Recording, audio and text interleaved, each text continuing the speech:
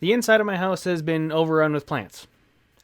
And apparently, it's up to me to make sure that the office, where most of them live, it's up to me to make sure it stays warm enough for them.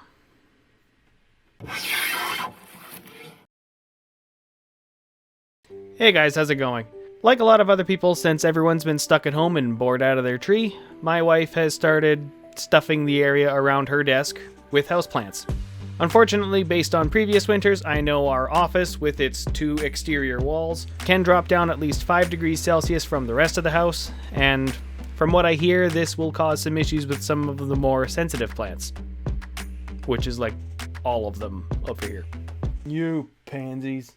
This would be solved with simply keeping the office door open. However, our cats are assholes. You gonna let go? Can I have my tape measure back? Aries.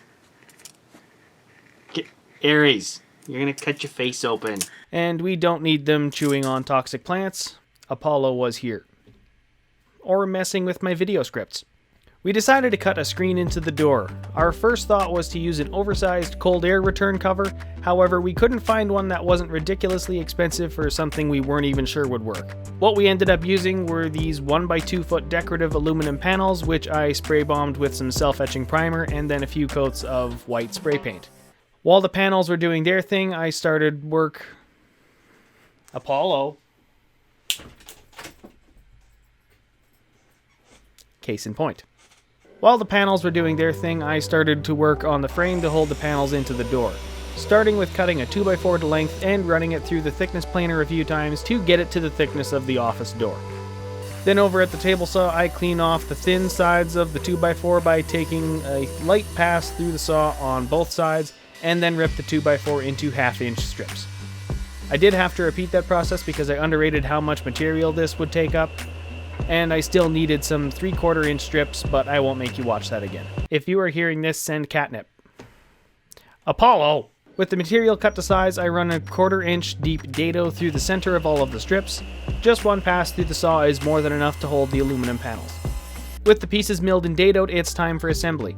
I fastened the bottom and 2 sides together with some pin nails. Just a side note, if you lend your compressor out, make sure that you have the right pressure settings when you start using it. I lost probably a half hour to messing with the pin nailer, trying to get it to fire properly before I realized it was just the pressure regulator was just turned down too far. So, now that that's figured out, moving on. To cut the aluminum to size, I measured the length needed, and after breaking out my sheet metal brake for the first time in a few years, I clamped the panel into place and just bend the excess back and forth until it broke free, trimming off the excess with some cutters. This was the fastest method I was comfortable with. I know you can cut aluminum with woodworking tools, but I thought that the table or miter saws would be a little bit too violent for this application and end up shredding the panel and my fingers probably with it. With the panels cut to size and the air compressor and pin nailer finally set correctly, assembling the panel goes nice and quickly. Then the full panel is then brought inside and attacked with some more of the white spray paint. Hopefully it's the same as the door. Didn't actually check. With the panel now dry and all of the computers shut off so that there can be no more cat edits to the voiceover scripts, all hail to your feline overlord. You're gonna beat him? With the panel dry, computers shut off, and cats locked in the basement until I'm done, I pull the hinge pins in the office door and take it out to the shop.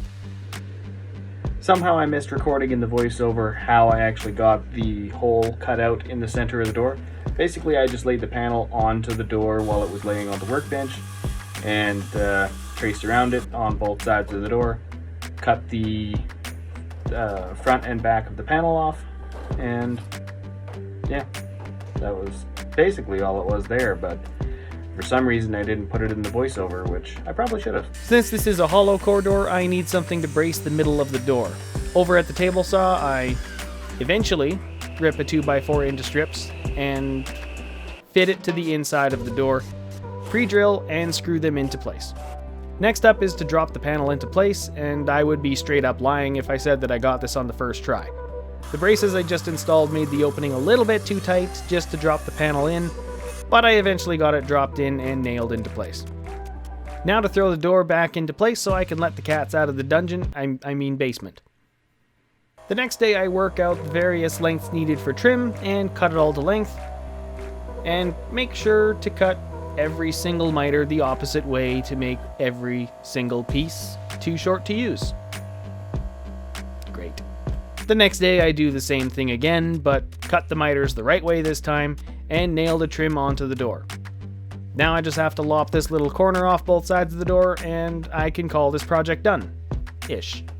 I still have to caulk and paint, but I'm going to wait until the dustiest, windiest day to do that outside when it's warmer.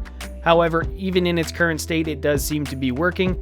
It's still not quite as warm as the rest of the house is, but it is a lot better than it was. At the time that I wrote this voiceover, it was a fairly mild winter up to this point. But, you know, every year it does drop down to minus 40, and hey, that's today. So, yeah. If it was just that still, I don't think this would have worked as well. I did end up setting up a space heater with an inline thermostat to help it keep this room a little bit better. What are you doing? You're just here. Okay.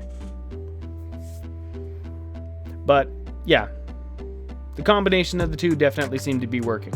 With that, I'm going to call this a video. Thank you all for watching, and if you like what I'm doing here, give this video a thumbs up and subscribe for more. If you have any questions or comments, I look forward to reading them in the comment section below.